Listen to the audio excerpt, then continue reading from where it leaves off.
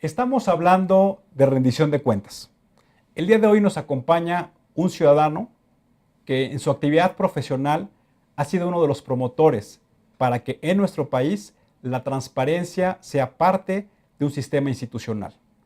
Y además, hoy encabeza una de las instituciones académicas más serias y que mayor calidad en materia de investigación viene realizando. Nos acompaña Sergio López Ayón, que como decía, está muy comprometido con la transparencia, pero que además hoy dirige el Centro de Investigación y Docencia Económica, CIDE. Sergio, muchas gracias por acompañarnos. ¿Qué tal? Buenas noches. Sergio, para empezar, ¿qué es para ti ser un buen ciudadano? Un buen ciudadano es aquel que ejerce a cabalidad sus derechos y cumple con sus obligaciones. Solemos enfatizar la parte de los derechos y nos olvidamos de las obligaciones. Pero el buen ciudadano es el que hace ambas cosas, que sabe cuáles son sus derechos, los ejerce y también conoce sus obligaciones y las cumple. Y ese es el círculo virtuoso para ser un buen ciudadano. Sergio, para ti hoy, ¿cuál es el estado de situación de cómo se encuentra la rendición de cuentas en nuestro país? En los últimos 20 años, 30 años, hemos venido haciendo una serie de reformas, todas en la buena dirección y que han ido generando un marco institucional que ayuda a la rendición de cuentas. Tenemos IFAI, tenemos Auditoría Superior de la Federación, tenemos una Secretaría de la Función Pública, tenemos, en fin, otra serie de elementos, un Sistema Nacional de Contabilidad Gubernamental. El problema es que cada una de estas piezas de un rompecabezas se ha ido generando con su propia lógica, con sus propias instituciones, y no hemos armado el rompecabezas. De tal manera que aunque tenemos muchos elementos, la realidad es que estos elementos dispersos, fragmentados, que no hemos podido articular, no nos están dando como resultado un buen sistema de rendición de cuentas. O para decirlo más claramente, no tenemos rendición de cuentas adecuada en este país y nos hace falta urgentemente tenerla.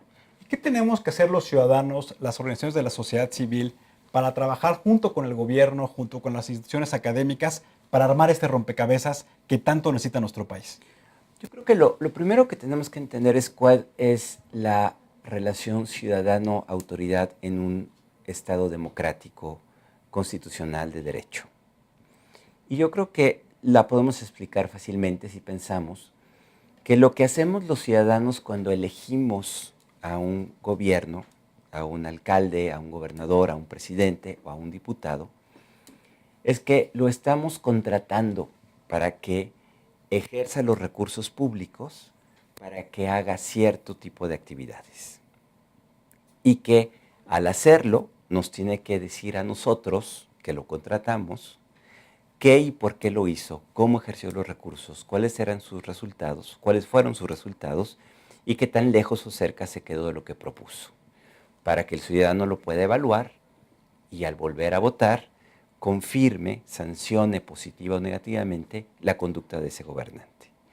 Esta idea muy básica es la que se ha ido perdiendo, porque hemos ido creando una separación, un abismo entre el que ejerce el poder y el ciudadano, de tal manera que hoy parecemos que estamos completamente divorciados. Un sistema de rendición de cuentas lo que tiene que hacer es restablecer esta vinculación que no solo se da cuando se vota, sino que se da todos los días, cotidianamente, cuando se ejerce el poder. En el estudio que presenta el CIDE, el cual agradecemos los ciudadanos, lo que podemos observar es que hay muchas distancias. Es decir, por una parte ha habido un esfuerzo del gobierno federal para poder internalizar la transparencia como un elemento de su vida cotidiana, pero por otra parte la percepción de los ciudadanos es que los gobiernos de los estados, los gobiernos de los municipios, la Cámara de Diputados y la Cámara de Senadores son las instituciones que menos rinden cuentas. Y yo creo que los ciudadanos perciben esto correctamente. Déjame hacer la metáfora del vaso medio lleno o medio vacío. Lo queremos ver medio lleno. Hoy en todo el país tenemos leyes de transparencia, institutos, portales, y si lo comparamos con lo que teníamos hace 15 años, pues hemos dado pasos, hemos progresado, estamos mejor. Pero si lo queremos ver desde la experiencia del ciudadano, ¿qué le pasa cuando va y pide información? Lo que vamos a encontrar es un desencanto originado en la falta de claridad, en la falta de documentos, en la falta de información inteligible para el ciudadano. La experiencia es muy mala en muchos sitios. ¿Qué percibe el ciudadano? Pues de qué sirve todo eso si yo, cuando voy y pido un documento, quiero saber cómo se ejerció el presupuesto y cuáles fueron los resultados, no estoy obteniendo el resultado. De tal manera que tenemos que tener un entorno de mucho mayor exigencia y los ciudadanos, en vez de consolarnos con, pues no me dieron, ya no hago nada, es crear entornos de mayor exigencia para que las autoridades hagan esto que tienen que hacer. Tenemos buenas instituciones, tenemos buenas leyes, pero nos faltan ciudadanos mucho más activos ejerciendo este derecho. ¿Qué tenemos que hacer para que el legislativo sea mucho más transparente? Porque hay una parte importante de recursos públicos que se destinan cada año, va incrementando su presupuesto, y también lo mismo en el aparato judicial. Tenemos que poner mayor atención en la actividad de los representantes, sobre todo de los diputados y de los congresos. Tenemos que restablecer de nuevo este vínculo político directo entre los electores y el electo, la autoridad electa. Yo creo que aquí la presencia de la reelección legislativa es un elemento que nos va a ayudar a tener mejor control ciudadano sobre los diputados. Pero no va a ser automático, es decir, no basta la reelección, sino ahora hay que avanzar en los mecanismos que permitan, insisto y reitero, esta rendición de cuentas. Pero yo diría algo más. Yo diría que la agenda política, el qué hacer con el ejercicio de la autoridad, el qué hacen los diputados, no debería ser solo el monopolio de los partidos políticos, sino que los partidos políticos tendrían que escuchar de manera mucho más concreta a los ciudadanos y que seamos los ciudadanos quienes ponemos la agenda a los partidos políticos y no a la inversa.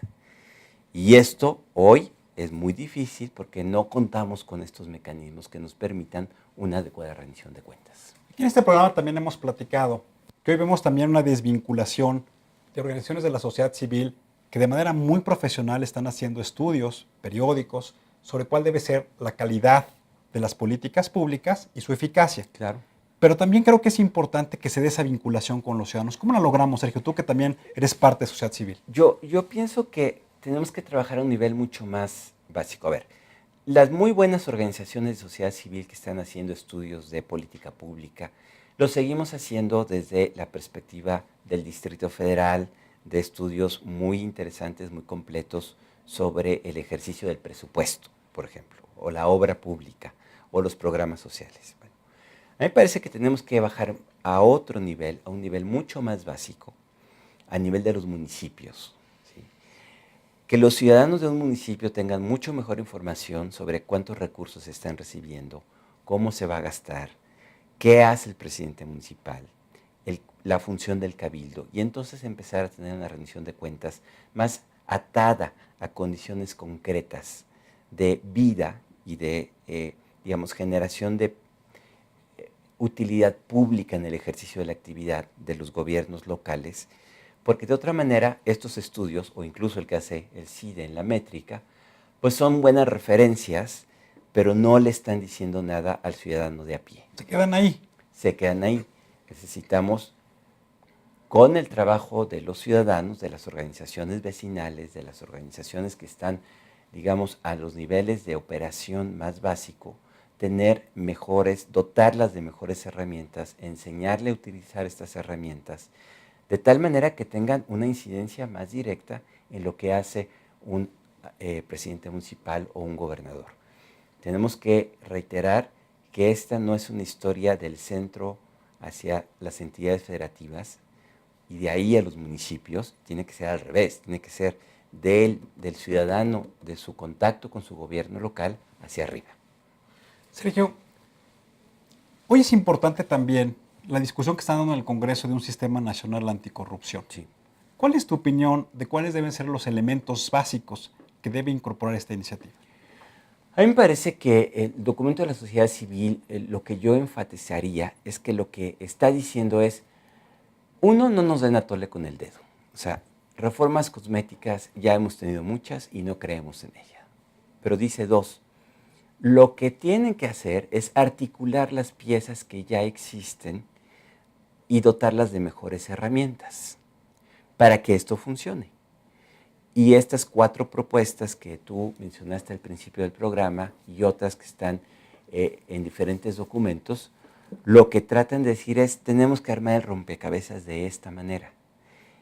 Y eso es lo que crearía las bases para un sistema nacional anticorrupción, basado, digamos, en la mejor articulación de los elementos que ya tenemos.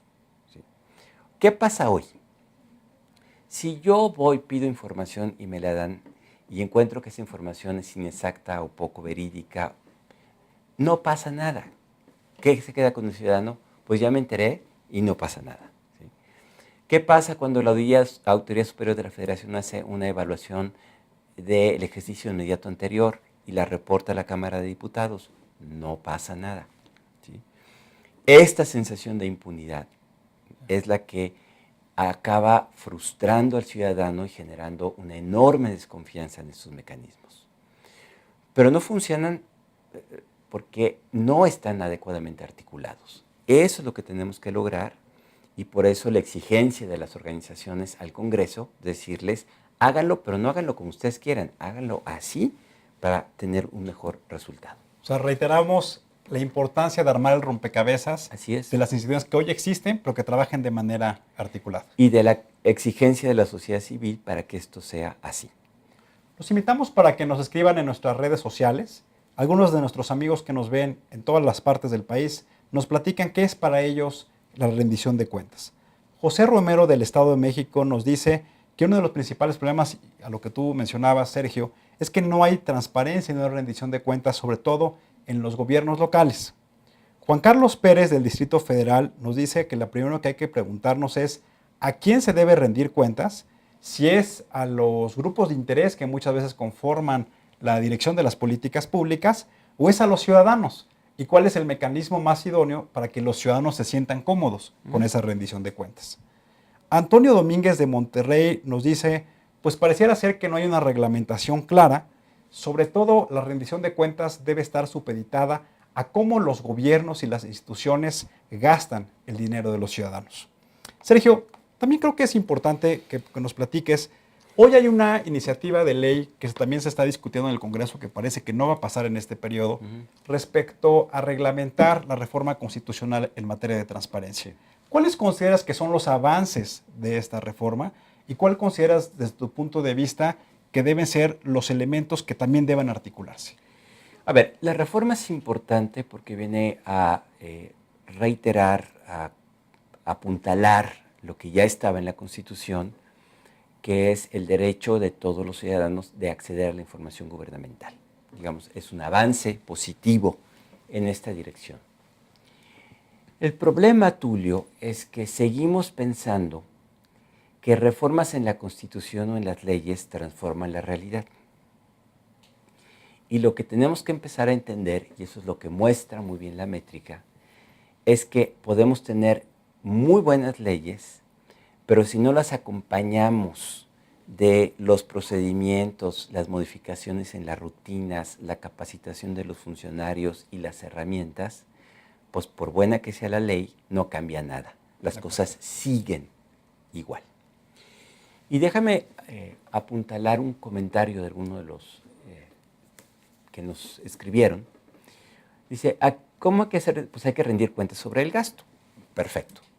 Pero para poder rendir cuentas hay que hacer cuentas, hay que tener un sistema de contabilidad, hay que tener funcionarios que puedan hacer las cuentas, hay que documentarlo. ¿Y cómo hacer las cuentas? Y tenemos que tener ciudadanos que sepan leer esos documentos, ¿sí? Y que entonces puedan interpretarlos y dar resultados. Pero no puede haber rendición de cuentas sin cuentas. ¿Sí? Entonces no hay transparencia sin documentos. Si no trabajamos entonces en generación de documentos, de archivos y de contabilidad gubernamental, no vamos a seguir avanzando. Y ese es el corazón del problema. ¿Cómo pasamos del buen principio o del gran derecho constitucional a hacerlo operativo en la realidad? Nuestro gran problema en este país es la implementación de las normas, porque hay que invertir recursos, capacitación, hay que modificar rutinas. Y sobre todo necesitamos también ciudadanos que sepan que hay derechos y que los ejerzan, y que sepan que a la primera probablemente el resultado no va a ser idóneo, ni siquiera bueno, pero que no podemos quedarnos o conformarnos con el primer intento, sino hay que establecer una rutina cotidiana de ejercicio de derechos para también generar incentivos a que las instituciones y las autoridades cambien sus comportamientos. Una de las conclusiones que plantea en la métrica del CIDE en materia de transparencia dice menos leyes y mayor eficacia en la aplicación de ellas. Sí.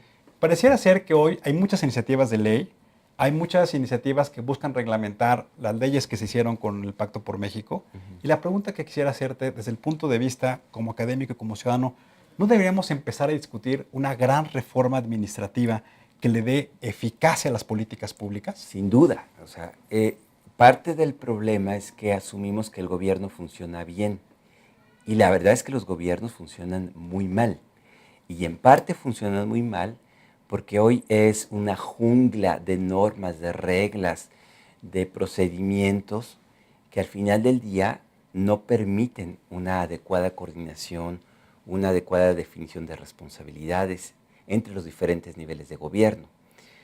Tenemos que trabajar en equipo, pero para trabajar en equipo necesitamos reglas que incentiven el trabajo del equipo.